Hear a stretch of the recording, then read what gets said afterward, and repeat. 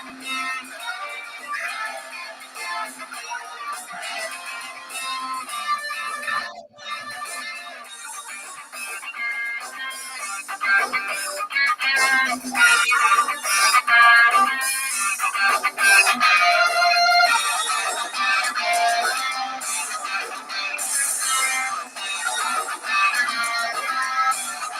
morning, everyone, and welcome back to the Mac and Jack Sports Show, streaming live on Facebook, YouTube, and Twitch. Also on Zodiac Global TV. We're also live on the Mac and Jack Sports Show Facebook page, the Northeast Sports YouTube channel, and on Twitter and Instagram. Our website is nessp.info. Check it out. Shows, information on the shows and guests, stores, and links to those stores. I'm Mac with your co-host, Jack Hirsch, legendary boxing writer and former president of the Boxing Writers Association of America, bringing you national sports with special focus on Northeast professional sports from New York, Boston, and Philly. Good morning, Jack. How are you doing? Good morning, Mac. I'm good. How are you? Not too bad. I mean, I'm glad to get back after our 2 days off where we kind of prepare for the week of shows and we get our stuff together for the Northeast Streaming Sports, which we're part of their network. It's a great network with a bunch of shows on it, and we enjoy being on it. So, Jack, in these last 2 days, I mean, of course, when you take 2 days off from sports, a lot of things happen, mainly the NCAA. But what I want to do is get into the NHL and NBA and update everybody on what happened last night first. So in the NHL, the Blackhawks beat the Panthers 3-2. The Predators 2-0 over Detroit. Tampa Bay 2, the Stars 1. The Coyotes 5, Avalanche 4.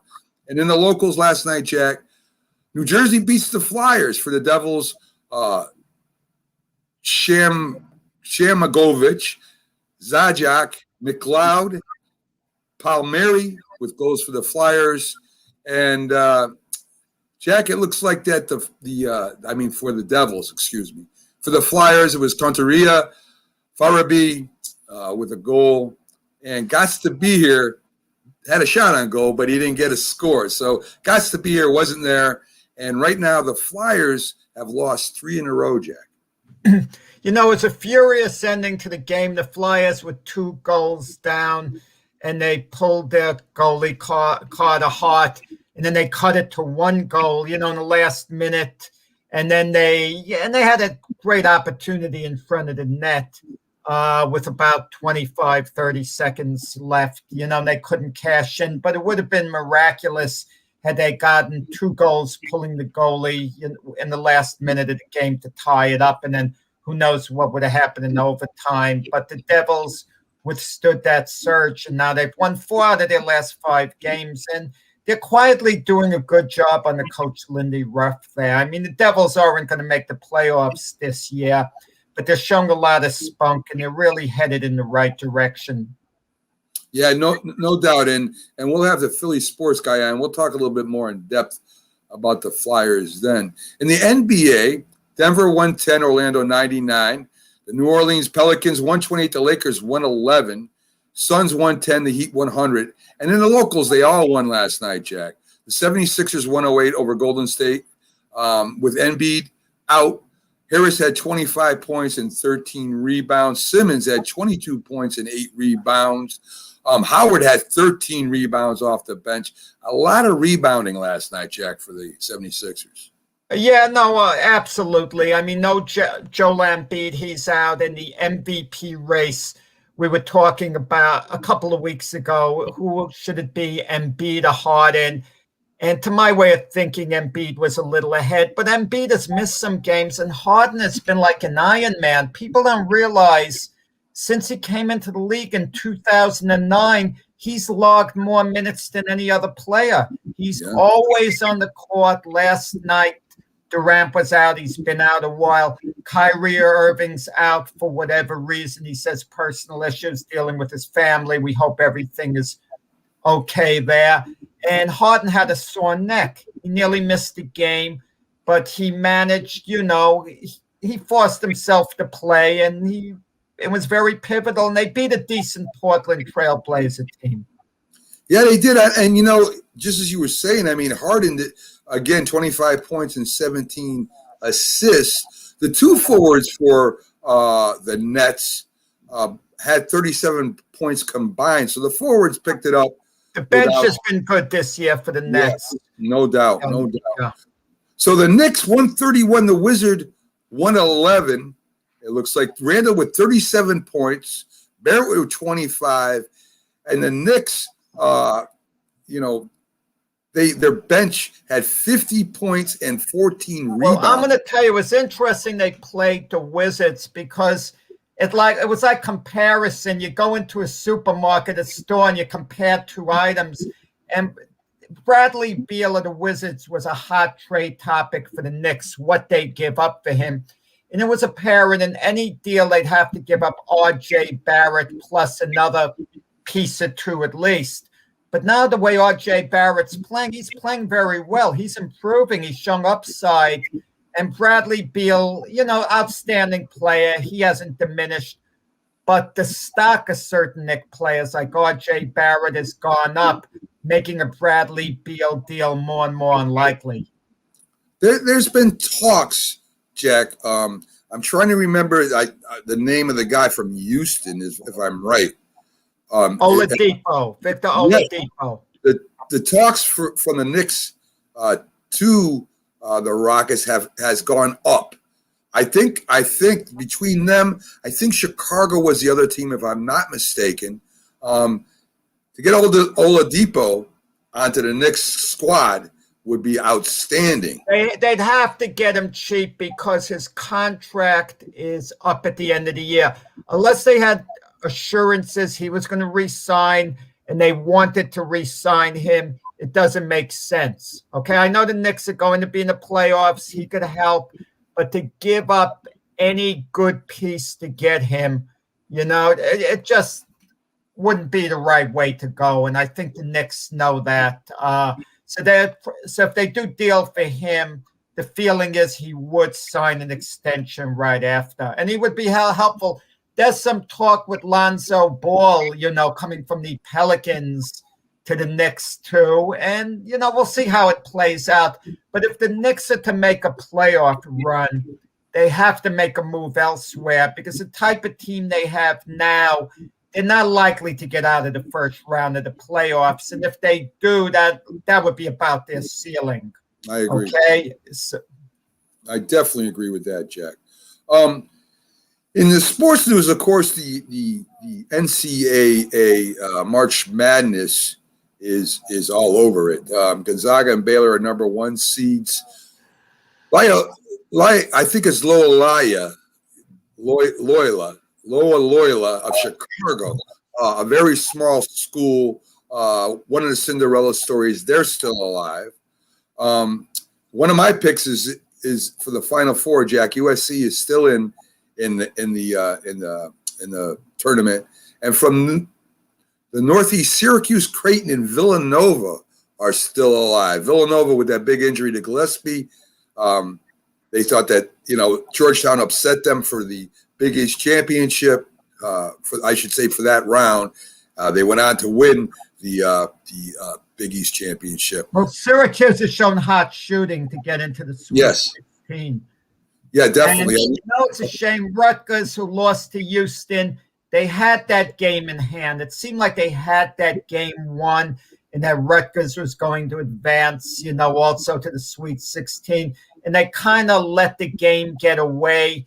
They had a 2-point lead in the last minute, and they were trying to milk the clock rather than work for a good shot. And it drove me crazy as it was going on. And the move backfired, and then Houston rallied, and here they are. Yeah, and Houston was one of the teams a lot of people picked.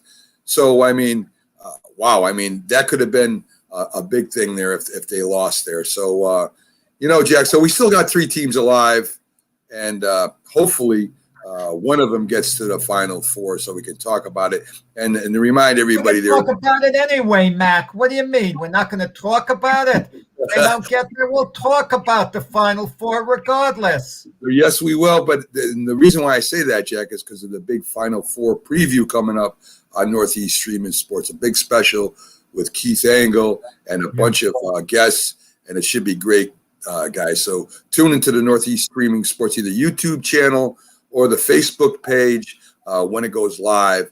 It's going to be huge with a lot of guests, a lot of ex-players, a lot of journalists, and Keith Angle, me, and Big Shaw will be hosting that for you. So 31st, mark it on your calendar.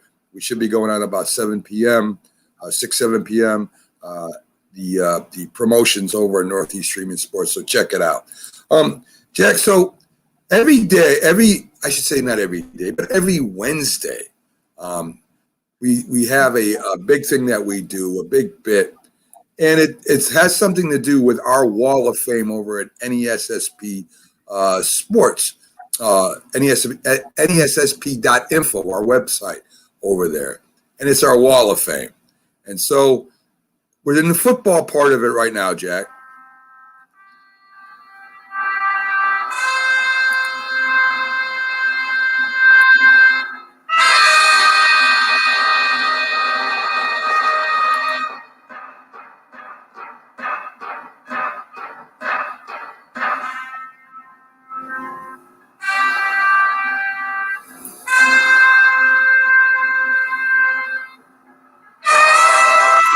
That's right, Jack. Our new Wall of Fame inductee into our football page. Our third inductee on that page will have 5 folks. Is wide receiver Don Hudson. Now, we'll probably be doing a lot, Jack, of the pre-Super Bowl players because, of course, that's the history, and we will update that as we go. We had Jim Brown go in. We had Johnny Unitas, and now Wall of Fame inductee Don Hudson. He was a receiver for the Green Bay Packers all his years. This is before the Lombardi years, Jack, when they had their championship teams. A lot of people don't realize the Green Bay Packers under Curly Lambeau, I should say, Curly Lambeau, were a great team early on. They won a lot of championships. And Don Hudson was a major reason for that. Don Hudson was considered, before the Super Bowl, one of the greatest NFL players in history. He had 99 career TDs. It wasn't surpassed for 40 years. He was called the greatest player for 50 years. He's a 3-time NFL champion, 8-time reception leader, 7-time yardage reception leader, 9 times TD reception leader, first receiver, Jack, to go over 1,000 yards in history. And, he was Jerry Rice before there was Jerry Rice, Jack. I'm taking a look now, just glancing down at some of Don Hudson's accomplishments, because there's so many of them. I mean, it wouldn't do him justice. I just got him out of my head. Greatest receiver in Green Bay Packer history, at least one of the best ever in NFL history. You said it best, Mac. He was Jerry Rice before there was Jerry Rice. I mean, what didn't this guy do? This guy was on the NFL's 100th anniversary team. And the decade he played, 1935 to 1945, people consider that an ancient time in the NFL because, in all honesty, the NFL wasn't nearly as popular then as it was today. The NFL didn't really start gaining in popularity until the 1958 championship game in which the Colts beat the Giants.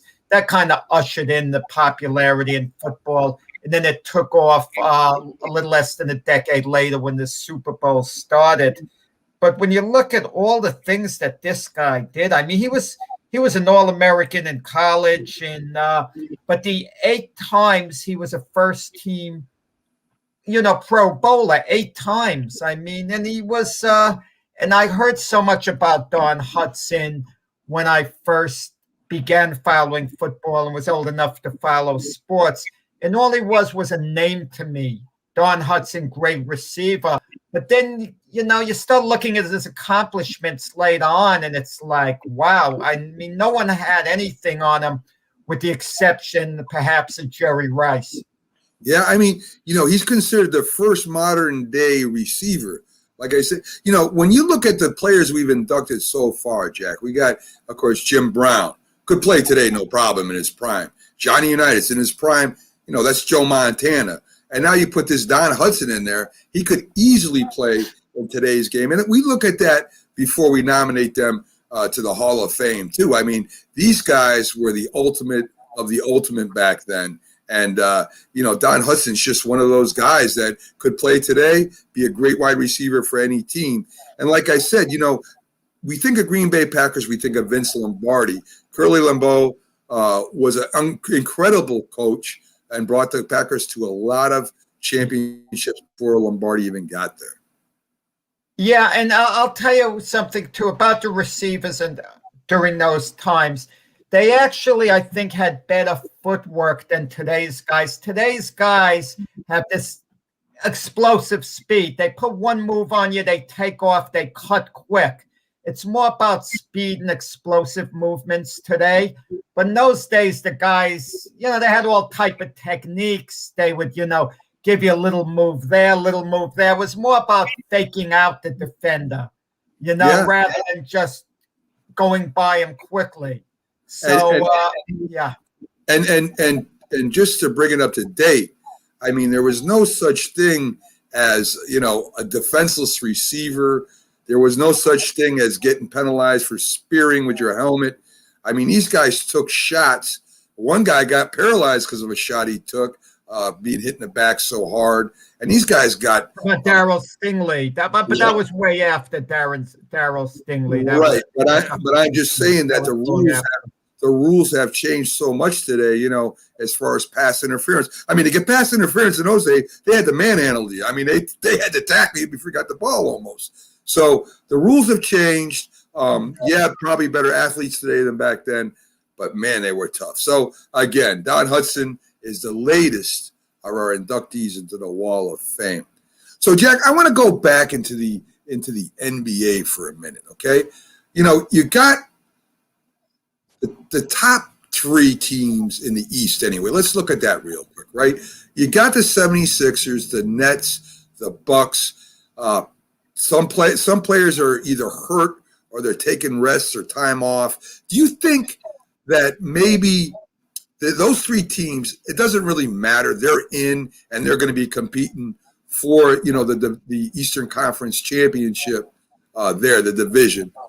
Do you think there's any other team besides those three that can come up and win that?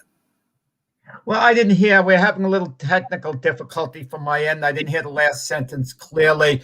But what I heard of the three teams that talked about the Nets, the Sixers, the Bucks, and if I heard you right, I think it's all about peaking for the playoffs. But you can't take bide your time until the playoffs. Teams have to go in playing well. They have to know what nation. Let me tell you, there's a certain competitiveness these athletes have, these NBA players have, and I give them a lot of credit for it. They enjoy the game of basketball. They like playing it. If they couldn't get paid to play anymore, let's make believe the NBA came to an end. There was no more money to be made. Those guys would meet in some playground somewhere and just play, with one another because they love the game. They enjoy the game. But it's tough because they have a long grind, a lot of travel, a lot of games only a couple of days apart. So it kind of takes a toll on you that way. But right now, I like the way the Milwaukee Bucks are coming up. Giannis is playing with great enthusiasm, reminding people of why not long ago some of them were saying he was the best player in the game. And it's going to be fun come playoff time. If everyone is healthy, the Nets, the Bucks, the Sixers. I mean, one of those three have to come out of the East, Mac. I don't see Miami sneaking up on anyone again this year. And Boston's just a shell of the team they were. The Knicks, nice little story if they make the playoffs. The Atlanta Hawks, intriguing. They have 3 impact players. Everyone's went to sleep on them. But to think that the Hawks are actually going to come out of the East would be a little too ambitious. And the West, you have the same thing, with centering around the 2 LA teams, the Utah Jazz, and perhaps the Phoenix Suns are going to have a say. So I talked about this before with the Lakers. They're going to the West, Jack, right? LeBron gets hurt, and now they're in trouble. And I just don't think if LeBron or Anthony Davis gets hurt, I mean, I know what LeBron did when he was younger with Cleveland. He willed that team, and even to Miami to a point. But he's got a lot of miles on them sneakers now. And if LeBron or Anthony Davis goes down, Jack, I see the Utah Jazz, possibly the Clippers coming out of the West. I don't think the Lakers are deep enough. It doesn't look that way when one person is hurt. When Anthony Davis got hurt, they went on a losing streak. When LeBron James gets hurt, they go on a losing streak. I just don't think they're deep enough, Jack. They're both out right now, so it's kind of unfair. They don't have a prayer with both of them out. And if one of the two are out, LeBron or Anthony Davis, they're not going to come out of the West because it's going to be difficult to come out of the West anyway to beat Utah, to beat the Clippers. And like I said, no one's really seems to be paying attention to the Phoenix Suns, but there's a lot of chemistry there with that team, with Devin Booker, Chris Paul, and they might have a say before it's over too. It's going to be tough for the Lakers to repeat. But if LeBron comes back in form, Anthony Davis comes in form, their bench, their other players, Kyle Kuzma, they're good enough, they're good enough to repeat. I'm not saying they would, but the Lakers are far from being on their last legs, believe me. Oh, I agree with that. If they're both healthy, they're definitely, I say they're the favorites, even though Utah looks really strong and really good right now. So we have the Sweet 16. We've got the NHL. I mean, we're getting close to halfway points in both the NHL and the NBA. We got free agency coming up, going strong in the NFL. We've got the draft coming up. We got opening day coming up very shortly, Jack. So, I mean, what are you looking forward to the most? Are you looking forward? Let's say we put them all together, right? Are you looking forward to the draft, the Final Four, or opening day? What's going to be your favorite thing? It's a funny thing. What a good question, Mac. Me personally, as a fan, I'm not telling anyone else what to look forward to. That's all an individual preference. But me personally, I'm looking most forward to the NFL draft. It's not just waiting to the end of April. It's to see who might make a move in the meantime, who's going to do what. And you had mentioned to me, and I don't want to get into a discussion, the Deshaun Watson situation. Let that play out.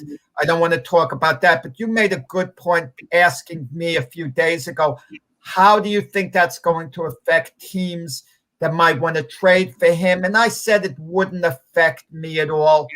But I got to think the teams that would go all out to get Deshaun Watson, I don't think they're quite going to go all out at this point. Would they trade for him? Yes, absolutely. But I don't know would they go the extra mile. Let's say it were the Jets. I don't know what the Jets call and give everything at their disposal like they might have done before to get Deshaun Watson. But indications are now the Jets are going to hold on to the number 1 pick. And indications are that they're going to draft a quarterback. Those are strong indications because you don't say if you GM Joe Douglas, I'm going to answer calls for Sam Darnold, because that's pretty insulting. Yeah. And Jack, again, and the reason why I brought that point up, I mean, not only is it bad for him getting out of Texas, but it's bad for any other team that's willing to give up all that stuff. And if this stuff comes to fruition, if it's true, or even if it's not true, just the longness, the media around this, what a distraction would be for another team, Jack. So, well, I'm going to tell you, when you're talking about Tim Tebow or Colin Kaepernick, teams don't want the distraction And Kaepernick's a much better quarterback than Tebow. Don't get me wrong. I'm not saying they're on the same level, but they're not of the caliber of an Aaron Rodgers, a Tom Brady, a Patrick Mahomes, where you would put up with external things coming into your locker room because those guys are so great. And I put Deshaun Watson in that category.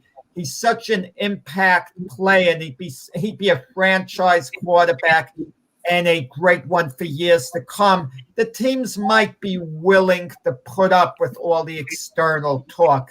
You're given a lot more leeway in that type situation than you would if you're just merely another good player, a so-so player.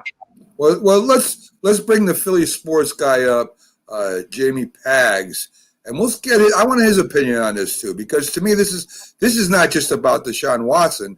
This is about the NFL in general. I mean, well, Jamie Pags is celebrating this morning what went on with the Eagles. We'll talk about that in a minute, Jack. Let's do one thing at a time. Pags, Deshaun Watson, right? Here's a quarterback that has the amazing amount of talent. He's young. He brought the team to the playoffs last year. The year before, and here he is, and all this stuff that's swirling around him right now. I mean, it's up to what I heard 12 females may come forward about this, and whether he did it or not, we don't know, right? We don't know. Only they really know, and it's not a legal process yet. It's all it is a civil process, which could lead to a legal process. We'll find out. But what kind of risk would a team take bringing him over there with all the groups, all the media? As a GM, do you want that for your team? No. And when there's smoke, there's fire. That's the saying there. You know what I mean? And I started to read it when there was 3 people or 3 ladies that came forward, and now that there's 12. And like I said, I haven't even gone any further than that. So hearing 12 is the first time I'm hearing that now. That's unfortunately that there has to be some credence to it. Unfortunately, you know what I mean. Yeah. And how can you have that happen? How can you bring that onto your team? Especially, looking at it selfishly for the Eagles specifically. You can't have that.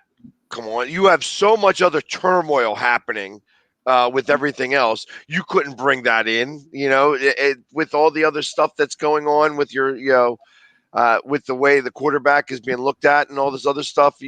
There's no way that I'd be able to do that. If you were the Jets and had the number 2 pick in the draft, how can you give that up with the potential of it blowing up in your face that badly? Yeah. My point is this. Even if Deshaun Watson was guilty of what he was accused of, the legal system, he's not likely to go to jail. These are civil suits, okay? And if it wound up turning into a criminal thing, it doesn't sound like he would be incarcerated for long, beyond a few months. That's the way it sounds, okay, right now. I'm not passing judgment on the case. And let's say that played out and he was found guilty in the civil suits. He basically have to give a lot of money.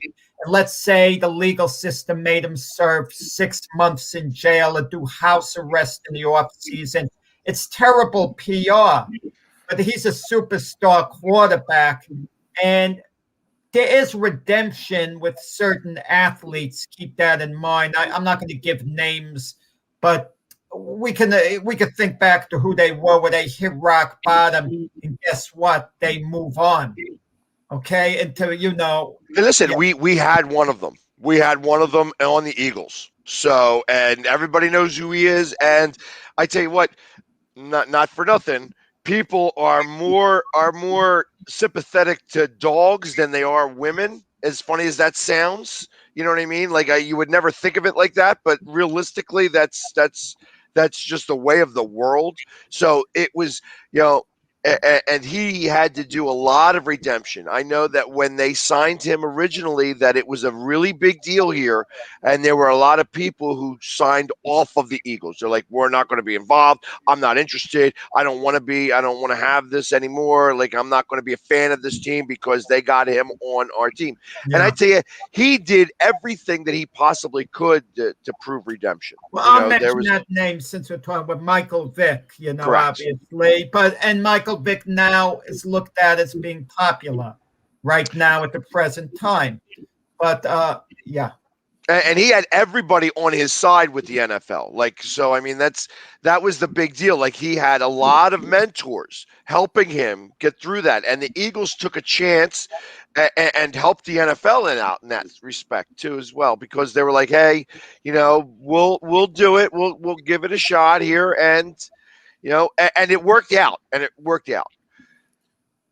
It's a little bit different now when you're talking about, and I'm not talking about the Me Too movement. That was a little bit, that was before, but realistically, it's still going on. Well, Pags, and we don't. Of course, we're not supposed to talk about the victims. I know for a fact. I'm not going to give any names out, but the occupation she had was a masseuse. Was one of them, and not that you should, do anything to a masseuse. That is wrong in any way. But if this is so, if this is what a lot of these allegations are, if it's coming from that profession, there has to be a question of why you're going to these masseuses too. Even if, say, this all comes out and it's a bunch of nonsense, it's a bunch of people that are just making up to get money. Say it is. But again, it's just a bad place to be for a superstar. We found that out with Robert Kraft. It's just a bad situation to be in, right? You don't want that publicity. You don't want to be there. You don't want to be in that bar when there's a fight. You don't want to be at a nightclub when shots are fired. To me, you have enough money to have your own private parties, to invite your own people, to go somewhere else away from all this stuff. Why are players continually putting themselves in a position where something could happen like this or anything else? Well, from what I understand, this was a very private. He flew her in specifically for a massage. So, right. You make 1 and 1 and 1 equals 3 there to me, as far as I'm concerned. Like, okay, he paid her a lot of money, flew her into town from Atlanta to Houston, and and she's a masseuse. And now all of a sudden, when everything is, in a little bit of turmoil in this guy's life, she comes forward. And now, not only that, now there's 11 others, is what you're saying. I knew that there were 3 originally. Now there's 12. Look, so Carlos said it was up to 24 now. So I don't know. So the NFL, and let's stop with the legal, the civil. The NFL is investigating, and if you do any damage to that shield, the president of the NFL has the right to suspend you. Again, one more avenue that's going to be gone down in this situation. And this is what happens. It snowballs, right? You got the team, you got the civil suits, you got the possible legal thing that could come from these civil suits, and now the NFL is going to step in. This is just something that is terrible, Pat. Terrible. Well, but all right. So now I look at this on the other side. So now because I'm not always. There's always an agenda somewhere, and that this could be to help out Houston a little bit. You know what I mean? So that all of a sudden, because like I said, there was no word, there was no smell of smoke up until like a few weeks ago, and now there's 24 women that show up, and. Again, it's all allegedly, and I don't know. So, and then the NFL is going to do their investigation. So here it is. You have a high-profile player who's not going to play for a team, and this team is in big turmoil anyways, because they just had a coach come in there and fire sale most of their picks and get rid of some of their high profile players for nothing, and literally just destroyed that franchise for years. And now you've got a quarterback who doesn't want to play for them anymore, and now you've got the commissioner saying, okay, well, we're going to come in here, we're going to do some investigating, because here you're going to be paying a lot of money to somebody who doesn't even want to play for your franchise right now. Now it seems like that there's something going on. I think we got to ask him about some Philly sports. You're pounding this Watson thing. He's on a witness stand now, the way it's going. But that's Paz with the conspiracy theory right there. So that is correct. That is correct. I am a little bit of a conspiracy theorist. Yes. So let's get to the Eagles' big signing. They went out and they got Joe Flacco. I mean, his contract, he's worth more than he was with the Jets. I guess it went up to $3.5 million. I guess either Jalen Hurts is going to be your starting quarterback with Flacco second, or hopefully you guys go out and draft another quarterback. Yay. Well, at least he's coming home. I mean, he was a University of Delaware guy. He doesn't have much in the tank. I'm going to tell you this as a Jet fan who watched all the games, who watched Joe Flacco. He can make a good throw once in a while. I know he's got experience, Super Bowl winning quarterback, the whole bit, but this is a move that basically says the job is 100% Jalen Hurts. There's going to be no competition unless they draft a quarterback. Had they brought in Mitch Trubisky, now you're talking about possible competitions, and there's a lot of talk going on. There's going to be no talk about Joe Flacco starting for the Eagles, so there shouldn't be, at least. He doesn't have that much left in the tank. I agree. So I didn't even think he was a great quarterback when he won the Super Bowl. So, it was the defense that won that Super Bowl. The only thing you could take from that is that he might help the kid in the film room, reading defenses and stuff like that, because he's been doing it for years. So that might help him out. That's the only thing I can take away from that at all. He's not what he once was, and as you're paying for the ring. You're paying for the ring, and you know what? I'm a fan of that. I am a fan of the fact that when somebody has won a championship, that they know how to get there. They have been through that process, and they can see certain things on, certain writings on the wall to help you get to that point.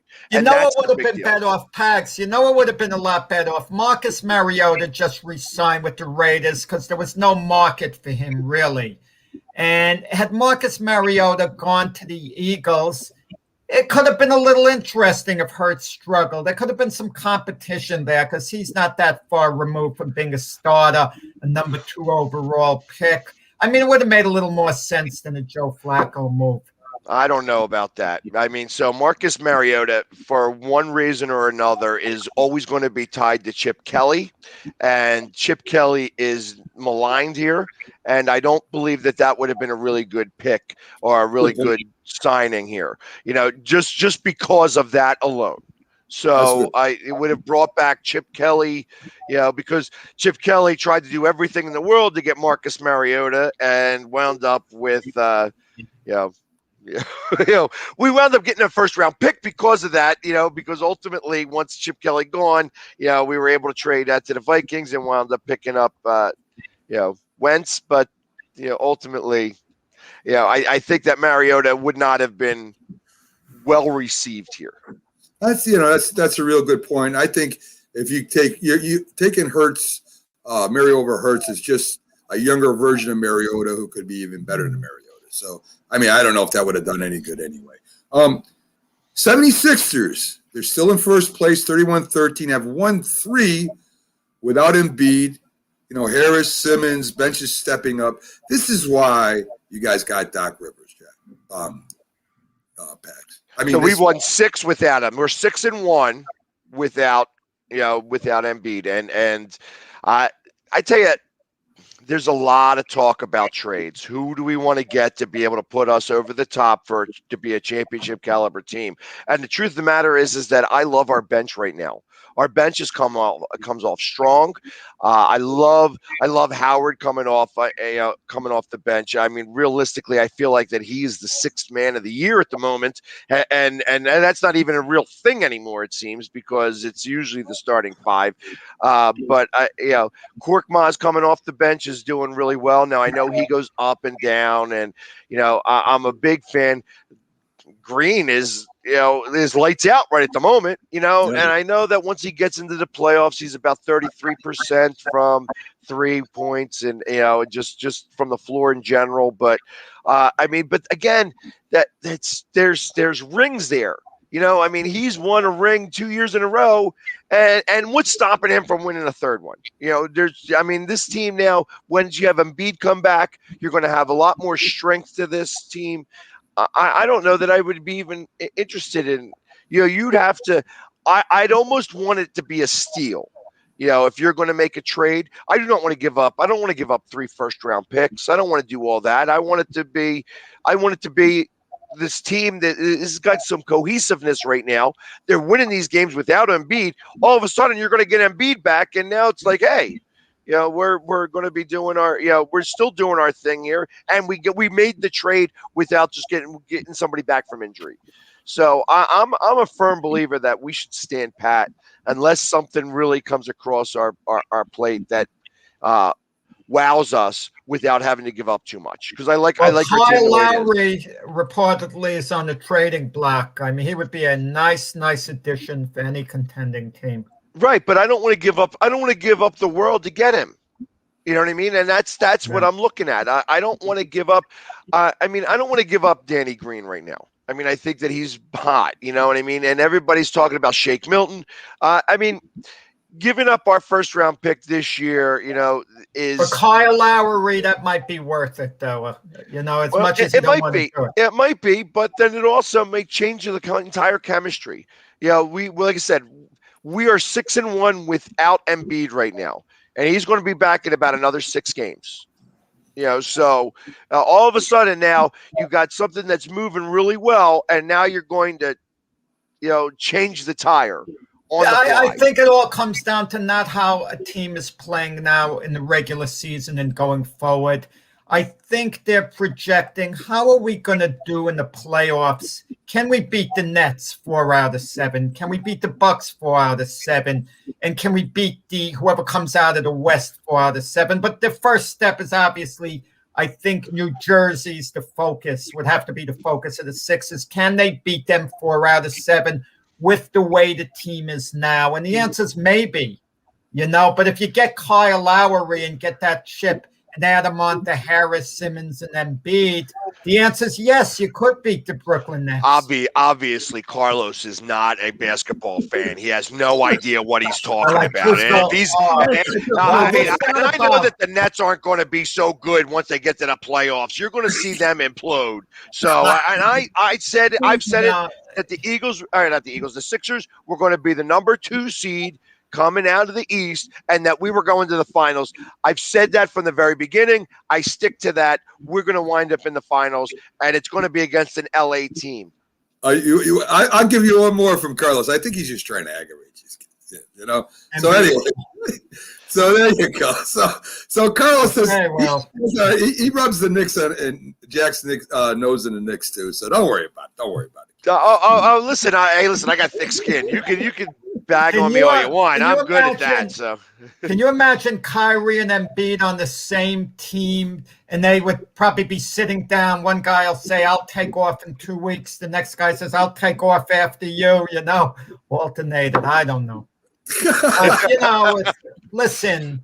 I'm sure they have good reasons, but absences during the season, don't always go over well, but unless there's a very good reason. Kyrie Irving's case, I don't know what's going on. In all seriousness, you hope everything's okay. I don't doubt that Embiid's hurt when he takes off, but the question is, does he really have to take off? A guy like LeBron wouldn't be taking off all that time, I believe. I never heard about load management until Embiid. Yeah. Wow. And realistically, when you're talking about these, had they given load management to Shaquille O'Neal, would he have played better for longer? Well, you There's talk about the interesting. Philadelphia 76ers, and you talk about how much better the modern players. Will Chamberlain missed 13 minutes, I think, in a whole season. A whole season, 13 minutes. 48, 48 and Every a half, minute. 48 and a half minutes he averaged. And Yes. running up and down the court and jumping is the same. That it was the same then as now. So Yeah, listen, I think right now the 76ers have a big three. They don't need to get anybody else. All you guys need, you got a decent shooting guard now. You guys are good to go. Maybe add another guard or maybe a little depth at forward if you want. You guys are set. That's the team. The team you got right now is either going to win it all this year, maybe next year, maybe the year after, but they'll definitely be up there. I agree. And it doesn't matter what you say, Carlos. We're still going to beat whatever team you got going on. I just want to ask Pags one question. Of all the Philly teams, the four major sports, what team would it mean the most for to win a championship next? Which would it mean most for the city? I get the feeling it would be the 76ers. Am I correct? No. Although I think that the 76ers are probably closest to winning a championship. Who would it mean most for? The Flyers. I was getting more than the Eagles. The Eagles have already won one, so winning the second one isn't going to be as big. I tell you, the Flyers. So the Flyers were the first ones to bring a parade to this city. And that was a really big deal for them, and it started the bunch of parades, because then you had 80 with the Phillies, 83 with the Sixers, and the Flyers haven't done one since then. So I think that the Flyers would actually be the next team that would mean the most. Although I do believe the Sixers are probably the closest to winning. The Flyers. Wow, interesting. Yeah, if you look at the Flyers, you lost last night, lost 3 in a row, lost in the last 10, 3-6-1. What do they got to do?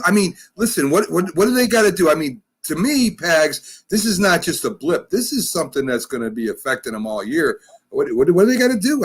Is it the goalie? Is it the defense? Is it the coaching staff? We've been over this, but it doesn't seem like anything's changing. I've started to call for Terrian's head. So he's an assistant coach. He's the one that deals with the defense and the special teams on this hockey team. And they have both performed so poorly. Last year, Hart was saving them a lot when they were doing these turnovers and they were doing these things. But although the Islanders exposed them in the playoffs, you can't continue to turn the puck over and hope that your goalie's going to bail you out. Now, again, I am a little bit of a conspiracy theorist. However, I kind of feel that Hart's been hurt. I was made aware that somebody kind of told me, he's like, yeah, when he got hit into the goal a few weeks back, that he may have partially torn his rotator cuff. And in the process of that, it's causing him to be a little bit slower on his glove hand. And that's where he's getting beat on a lot of these goals. And I started to watch some film, and I started, there's some credence to that. And if that's the case, a kid's not gonna say, hey, listen, pull me out because I'm injured. You know what I mean? He's going to continue to try to work through it and play through it, but it's hurting him, and you can see that his glove hand is a lot slower than it has been even in the beginning of the season. And if that's the case, it might be time to try to get that fixed, but that doesn't bode well for the team.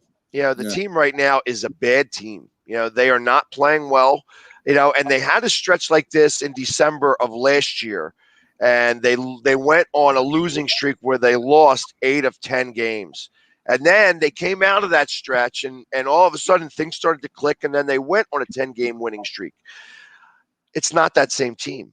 I don't see the same heart. They were playing better last year and losing games. The bounces weren't going their way. This year, they're not playing well, and they're losing because they're not playing well.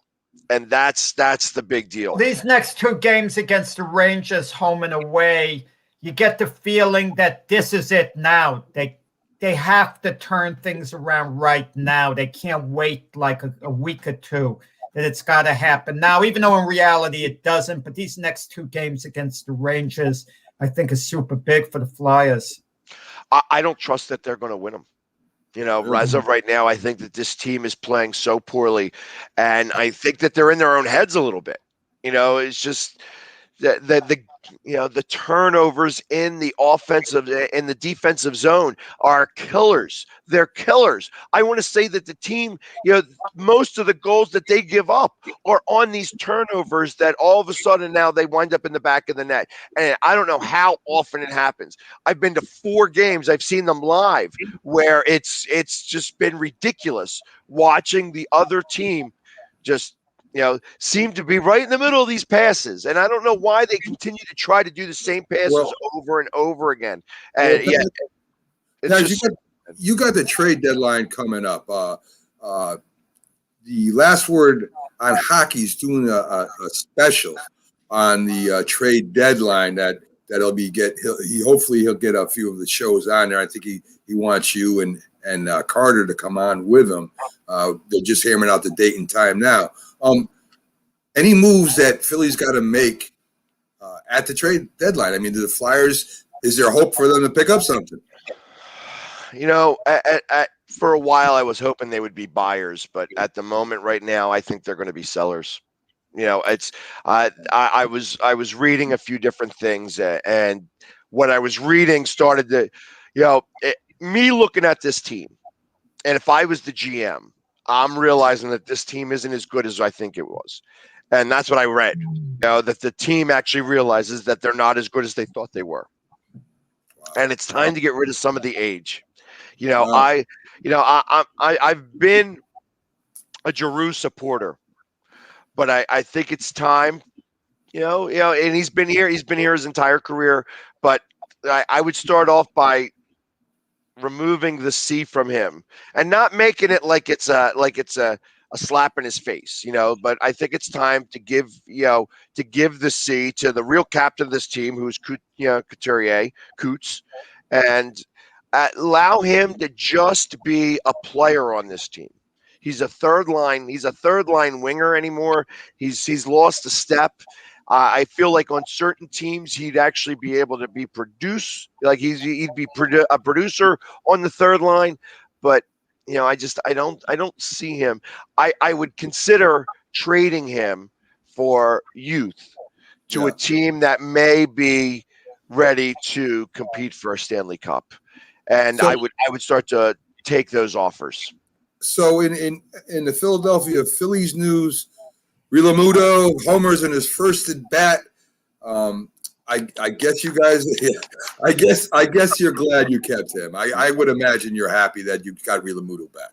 I am, and hey, listen, we had Nola pitch a stellar game. I know it's still preseason, and these are exhibition games, but shutting out the Yankees is still shutting out the Yankees, and they have a really good lineup. It's meaningless in the exhibition. Of course, it's meaningless, but when he's pitching 6 innings and he strikes out 9, that's still a big deal. These guys aren't trying to strike out; they ain't going up to the plate and being like, you know what I mean? They're trying to hit the ball. You know what I mean? So it does mean a little something.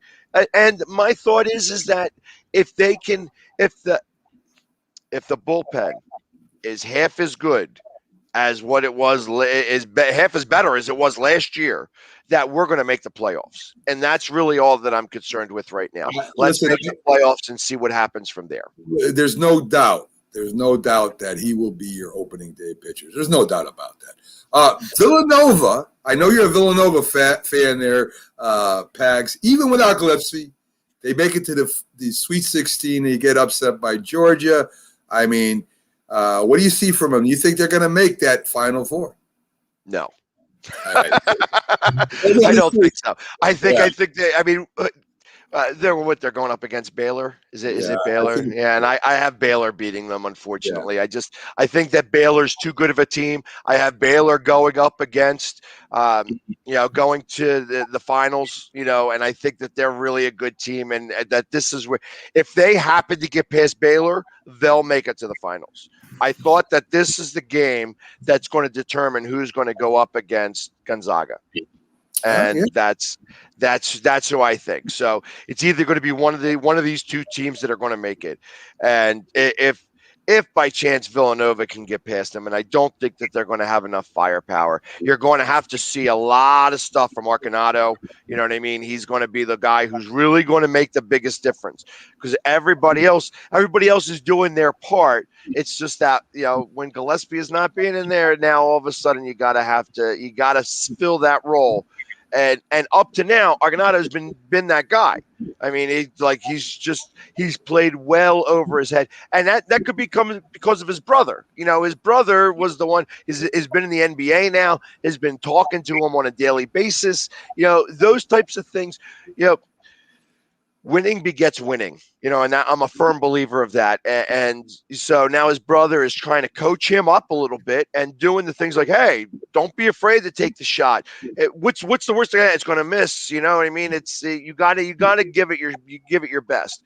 And when you start getting hot, you feel the heat, and everybody else feels the heat. And that's what Villanova is going to need. They're going to need a lot of heat. They're going to need a lot of fire. Everybody's got to be on fire to get past Baylor. And I don't know that they have that firepower to do it. I hope so. I'm going to be watching, but I don't believe it. The great thing about this tournament, Bags, it's one game. If that's 99 times out of 100, Villanova would lose that one time out of 100 is all it takes that one night, man. That's the great thing about this tournament. So, and I think that they have the better coach. That's the Jay Wright. Jay Wright is the guy who knows how to coach, and if that's worth 6 points. That's worth 6 points. And if it's a close game, that's where that will come into play. So instead of being down by 26 at the end of the game, what do you say, 20? What do you say? Well, I mean, there could very well be, but who knows? I'm hoping that it's going to be Villanova is really good defensively, so I expect this to be a lot lower scoring than Baylor's used to. Yeah. And if that's a slugfest like that, then Villanova really does have a puncher's chance. But to use boxing references, but beyond that, I don't think that Villanova is really good. I agree with that. So, Pags, thanks for coming in again. We love having you in every Wednesday. Very insightful. And I'm glad Carlos has somebody else to fight with besides us. So that was very fun to have him and you kind of go at it a little bit. So have a great day, Pags. We'll talk to you later. Yeah, I love those computer bullies. Bring him on. Let's see what he's really got to say. Come on there, Carlos. I never see you come on my show. Yeah, well, I'll bring you on. Let's see what you got. Yes, sir. He makes some good points. You got to admit, some good points. He does. Yeah. Hey, I've been reading a little bit, but it sounds like he's a little bit of a hater. He's got his opinion. There's nothing wrong. I might bring him on the show one day. Who knows? You might be interesting, right, Jack? Who knows? Maybe we'll bring him yeah, absolutely. Yeah, you guys just sit in the background and watch the two of us go at it. Yeah, it'd be fun. I'll have a cup of coffee and a donut and watch you guys go. So, again, Pags, thank you for coming in. We'll see you again next week, and I'll talk to you off here. Have a great day, my friend. All right, guys. Thank you. So, there you go, Jack. Philly sports guy, Pags, with all the Philly information that you need to know. He's all over everything. So, folks, we're going to take a quick break. We'll be back right after this. We're scheduled to have former welterweight champion Paul, help me out, Jack, with the name? Melanaggi.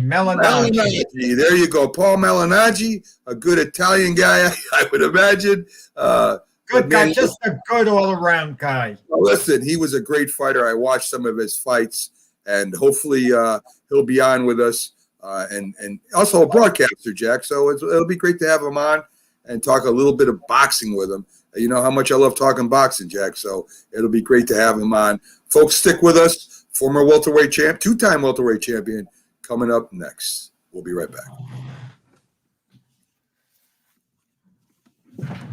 If you served honorably in our nation's armed forces and you're looking for a way to continue serving your fellow veterans in your community, then join AMVETS. Each year, AmVets members volunteer millions of hours at VA healthcare facilities from coast to coast, helping to improve the lives of their fellow veterans through the VA Voluntary Services Program. AmVets posts and departments also participate in a wide variety of community service projects, ranging from Americanism in our schools to supporting the Special Olympics and Boy Scouts of America. If you no longer wear the uniform today, you can still serve through the AmVets by joining today at amvets.org. Hi, Grandma. What's for dinner? Hey, honey, I'm making stew tonight. Ooh, can Nina come over? I'm not sure about our new friend. I wonder if there's been any drinking going on. Alcohol at her age can lead to so many bad things. I've been meaning to ask you, what would happen if someone offered you a drink? Grandma? This is hard. She's so young, but I know I need to talk to her about it now before someone tries to give her alcohol. If anyone ever does offer you a drink, I want you to say no. I have too much respect for my family, and I don't want to get in trouble. Okay. Really? I promise, Grandma. I love you too. Okay, how about tasting this stew and telling me what you think? Some children may try alcohol as young as 9 years old. It's not too early to talk about drinking. For tips on how to begin the conversation, visit underagedrinking.samhsa.gov. That's underagedrinking.samhsa.gov. This message brought to you by SAMHSA and this station. When you hear the word asthma, you probably think of shortness of breath, coughing, or inhalers. Lots of things can trigger asthma, but the fact is that asthma doesn't just attack, it can kill. But with proper medical management, asthma is controllable. If you experience shortness of breath, wheezing, tightness in your chest, or persistent nighttime coughing, you may have asthma. See your doctor and get the facts. You'll breathe easier. For more information, call 211 Info Line. A message from the Connecticut Department of Public Health, keeping Connecticut healthy. If you talk and they will hear you every single time. Oh, we're getting killed.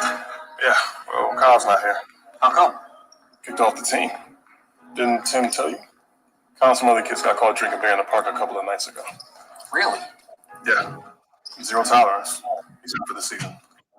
Come on, it's the first offense, right? That we know of. But why should that matter? He knew not to drink. I made it clear to Matt. That's what we expect from him. What have you said to Tim?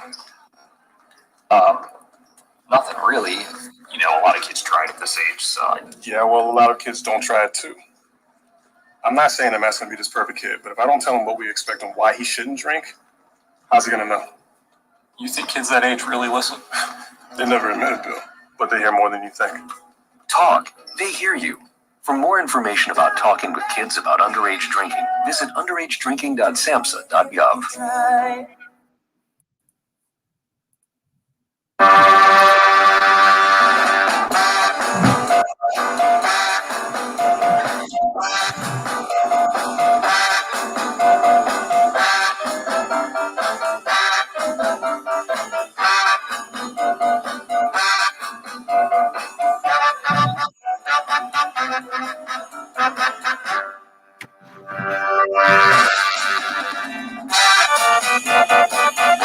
Good morning and welcome back to the Mac and Jack Sports Show. We're on live Wednesday through Sunday, 8 to 10 a.m. I am your host, Mac, with your co-host, Jack Hirsch, bringing you as much sports as we can every day, folks.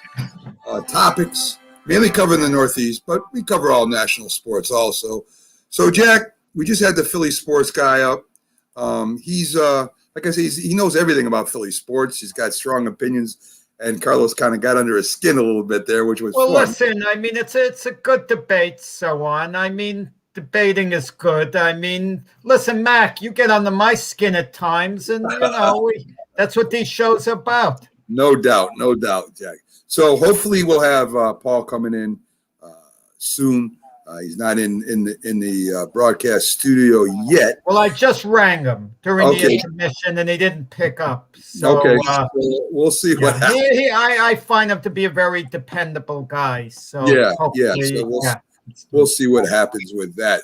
So, Jack, you know, we cover boxing a lot, and I want to talk a little bit about 1975 when Muhammad Ali fought Chuck Wetner.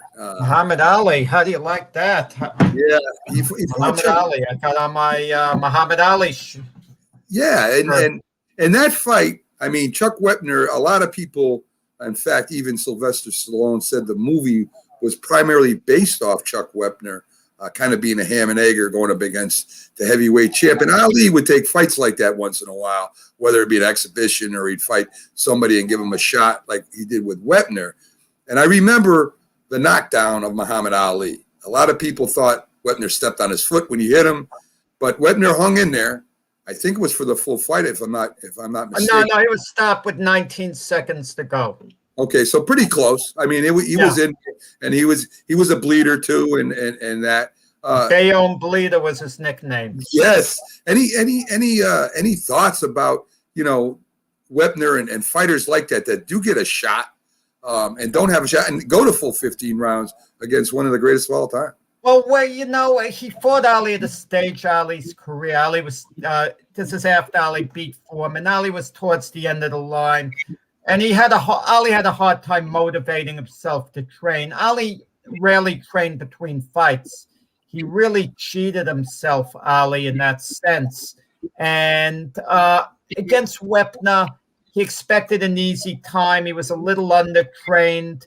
It was Wepner was the quintessential. I mean, just like, I don't want to say he was a club fighter, but Wepner was really a tremendous long shot going into that fight. And no one gave him any realistic chance of winning. But like you said, he hung in there and he took everything Ali threw, and Ali didn't get him to the end of the fight. In the 9th round, Wepner officially knocked Ali down. He threw a long sweeping punch to the body. Even though he stepped on Ali's foot, Ali landed with a lot of force on the canvas, And what bothered me about that fight, the referee, Tony Perez, he allowed Wepner to get away with a lot of rapid punching, hitting Ali behind the head. And that drives me crazy when you see rapid punching, because that's one of the most blatant things, one of the most blatant fouls you could commit against the fighter, just hitting him in the back of the head. But Wepner later sued Sylvester Stallone because he claims Stallone used his likeness for the film Rocky, and they settled out of court.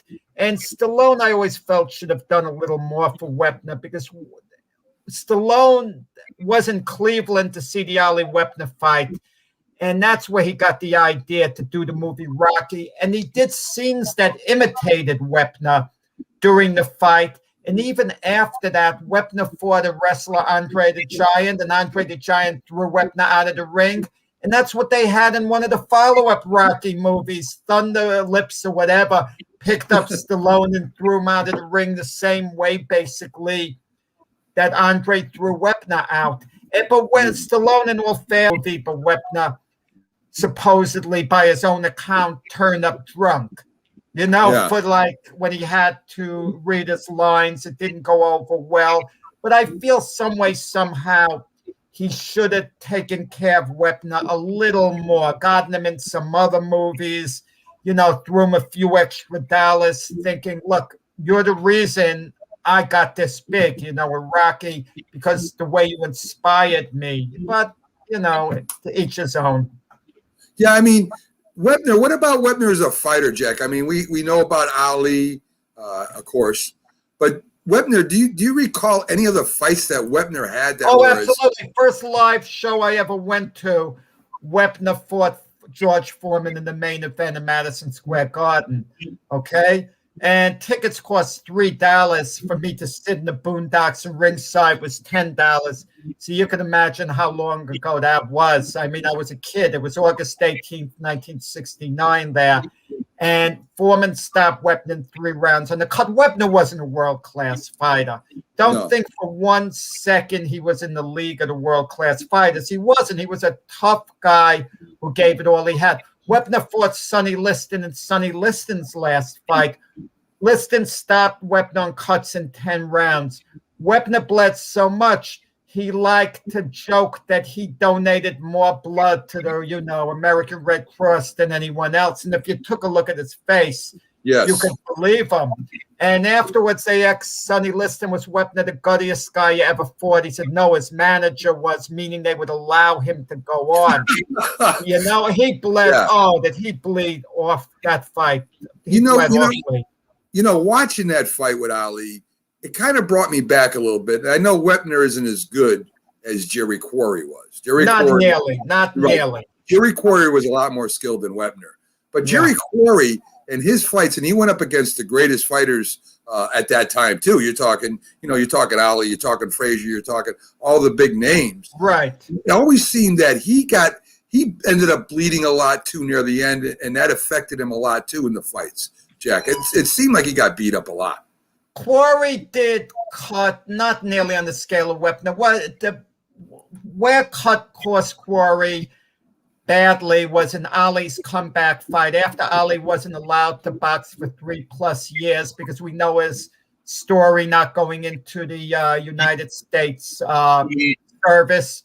And it was Ali's comeback fight in Atlanta. And Quarry told me afterwards, when his career was over, far and away, he was in the best shape of his career for that fight. And Ali came into that fight on short training.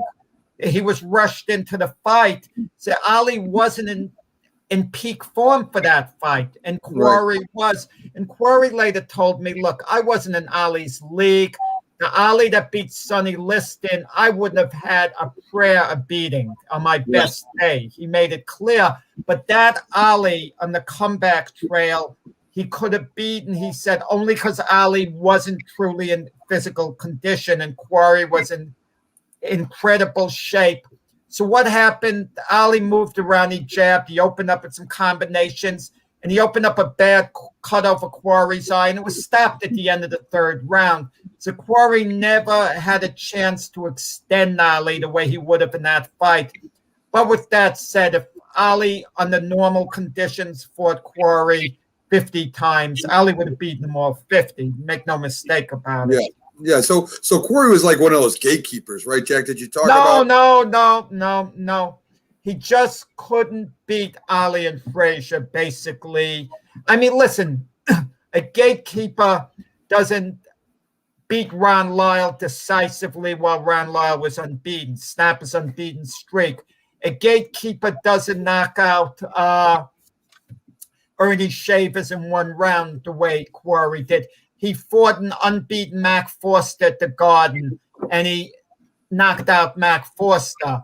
Okay, he fought Buster Mathis. Buster Mathis had lost only one fight, getting stopped in 11 rounds by Joe Frazier. And Buster Mathis had just beaten George Chuvalo, but Quarry beat him. Quarry was no gatekeeper, legitimate top-of-the-line contender. But if you put him in with Ali and Frazier, it just wasn't going to happen for them. They were just too good. But the first fight against Frazier, the first round was the round of the year, 1969, voted round of the year. And Quarry won that round. They came out banging, and it was a tough fight. But Frazier, and Ali were just too good. That was his problem. So, and I want to briefly touch on with you too.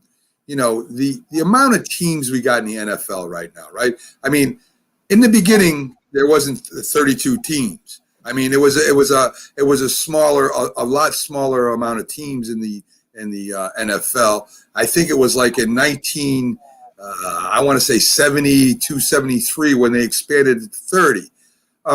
Do you feel that maybe the league has been watered down a little bit because there are so many different players and so many teams in the NFL, like any other sport, Jack, where you end up having so many teams that you don't have the best of the truly best. You got the best, and then you got great players, and then they're okay.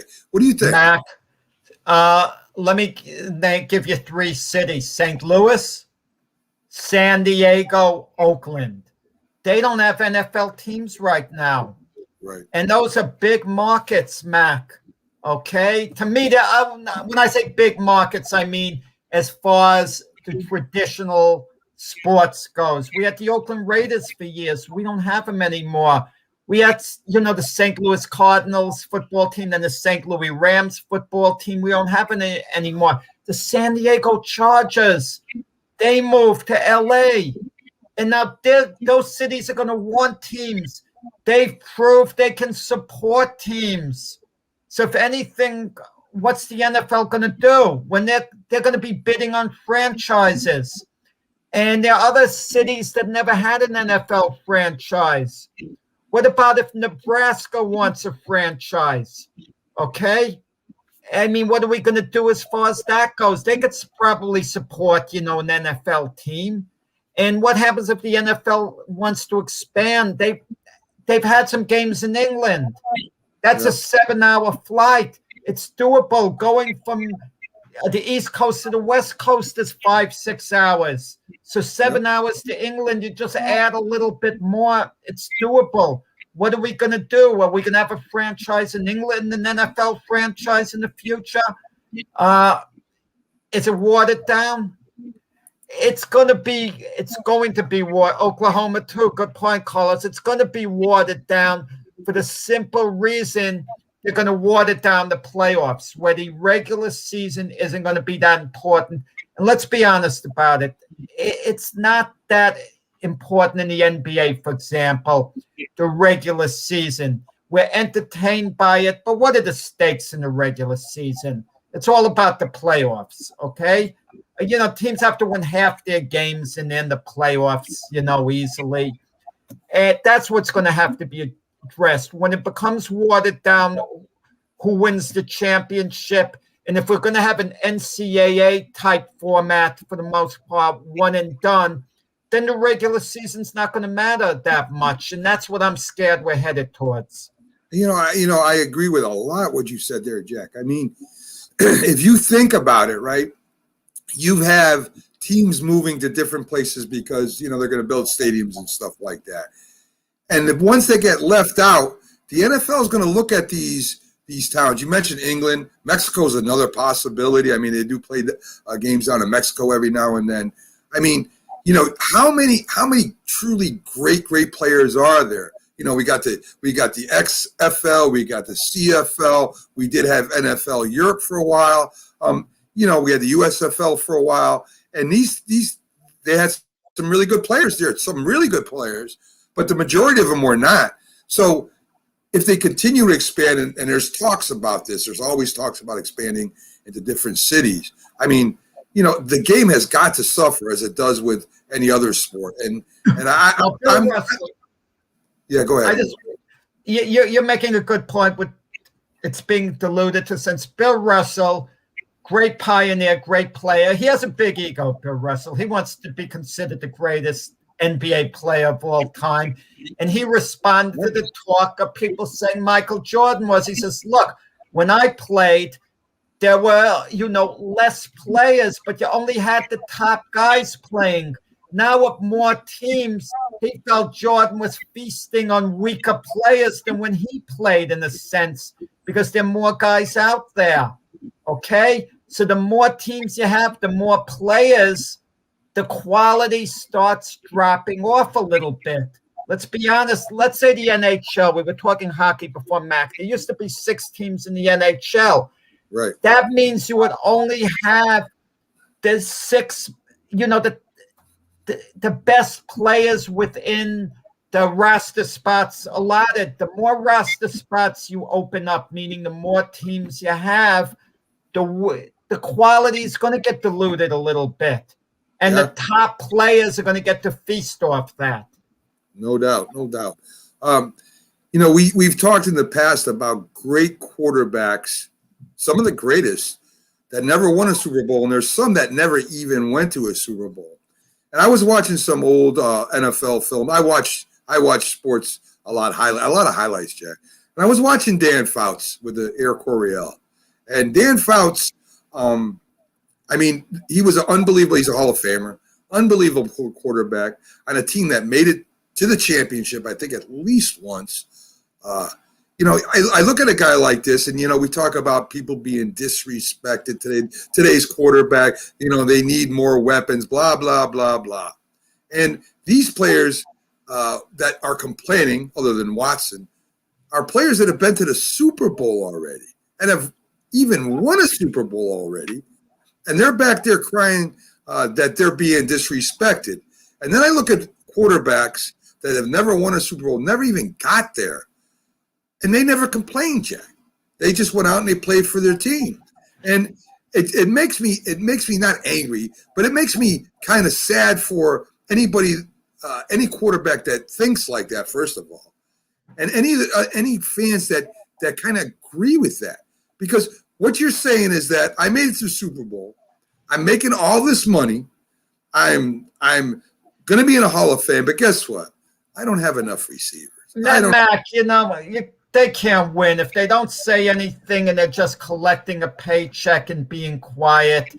Is that what you really want? It's a good thing they want to win. By the way, you mentioned Dan Fouts. If you want to talk about the greatest quarterback of all time who never won a Super Bowl, far and away it's Dan Marino. He's clearly better than Dan Fouts. And all due respect to Dan Fouts, wonderful passer and all that. Dan Marino, had he had the Super Bowls to his credit, you'd be talking about him conceivably being the greatest quarterback of all time. But because he never won a Super Bowl, his name never even comes in the discussion, But it does, Jack. His stats are right there. His name comes up. But no one says Dan Marino. If I looked at you and I said, in my opinion, Dan Marino's the greatest quarterback of all time, you would say, well, you can't say that. But this is interesting, Mac. But if I said to you, anyone else, in my opinion, Dan Marino's the greatest passer of all time, I didn't say quarterback, passer, I would have people's attention and they would say, yeah, maybe you're right. So in other words, how can the other guys be better quarterbacks? Because they hand the ball off, because they listen to their offensive coordinator and run certain plays their offensive coordinator sends in. Does that make them better than Dan Marino? Is Tom Brady really a better quarterback, for example, than Dan Marino? Can he really run a 2-minute drill better than Dan Marino? And my answer is not really. I mean, they're pretty similar in doing that. Does Tom Brady have a better arm than Dan Marino? I'd say not really.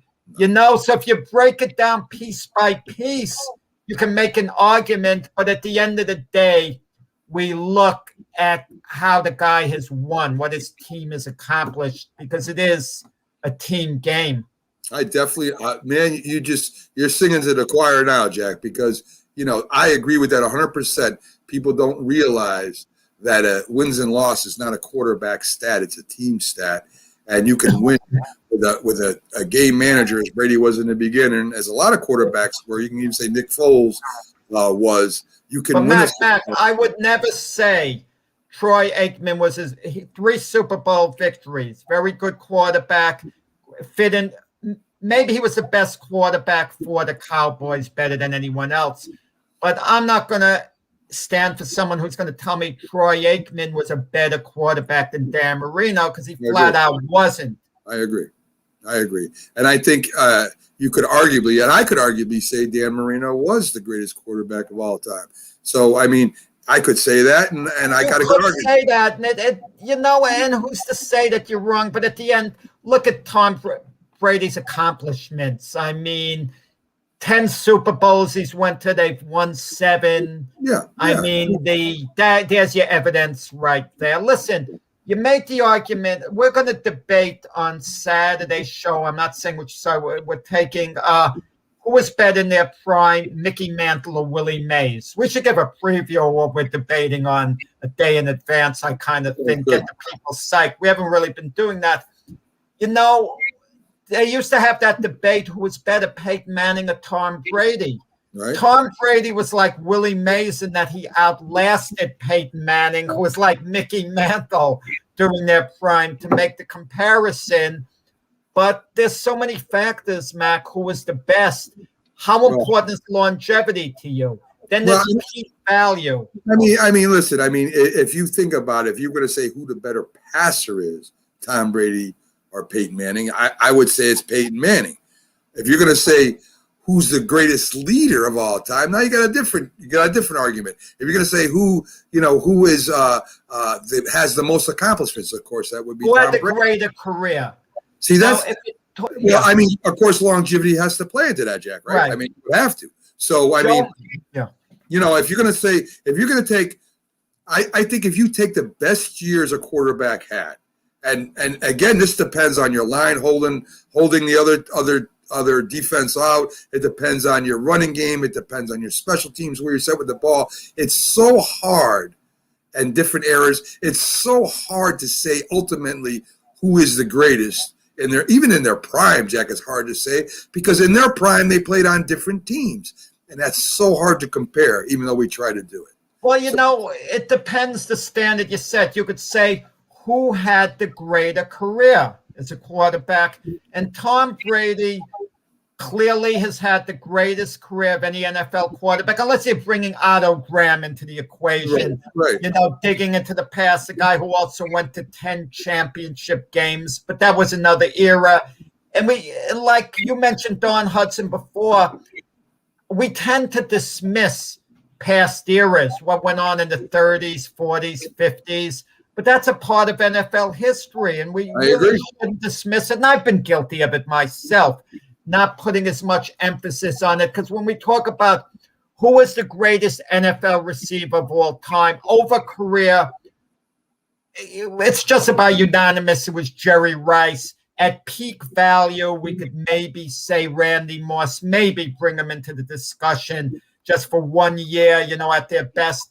But we never mentioned Don Hudson over career. And he had a greater career than Randy Moss, for example, but we wouldn't put him ahead of Randy Moss because we tend to forget these old timers. And your favorite, Johnny Unitas, because he played before the Super Bowl era and then in the early part of the Super Bowl era. He actually appeared in a couple of Super Bowl games. We don't give him the same play that we would some of the other quarterbacks. And Johnny U obviously is on the short list of the greatest of all time. Do you know, Archie Manning Sr., that was his favorite player. He loved Johnny U, and Peyton Manning grew up knowing his dad idolized Johnny U. Well, let me tell you, even to today, Jack, they'll say, hey, that quarterback's great.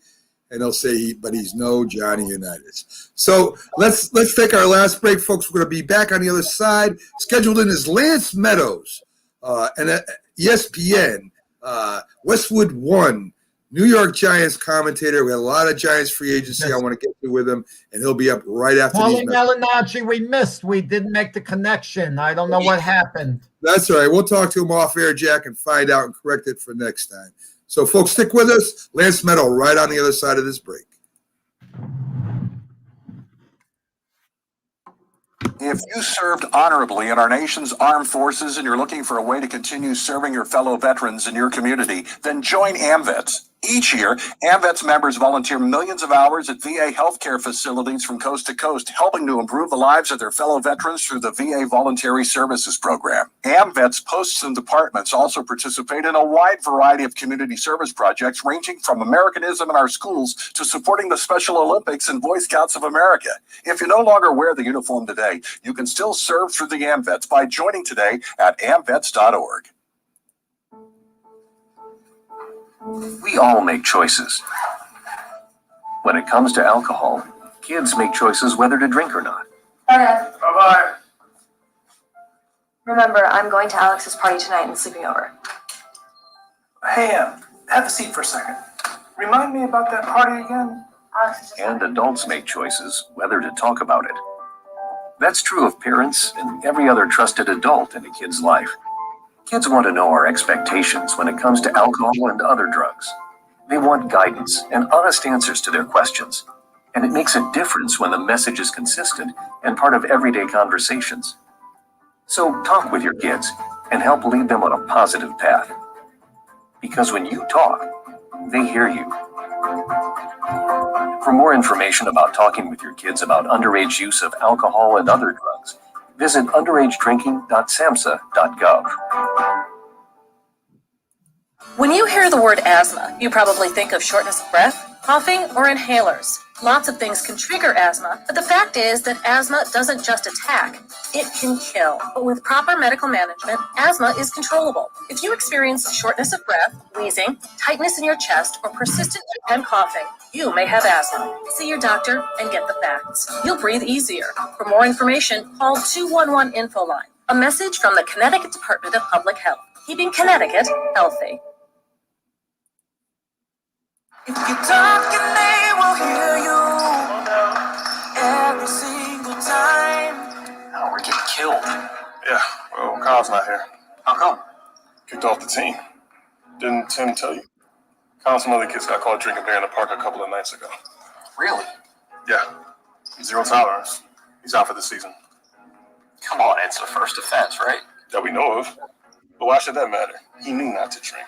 I made it clear to Matt, that's what we expect from him. What have you said to Tim? Nothing really. You know, a lot of kids tried at this age, so. Yeah, well, a lot of kids don't try it too. I'm not saying I'm asking to be this perfect kid, but if I don't tell him what we expect and why he shouldn't drink, how's he gonna know? You think kids that age really listen? They never admit it, Bill, but they hear more than you think. Talk. They hear you. For more information about talking with kids about underage drinking, visit underagedrinking.samhsa.gov. Try.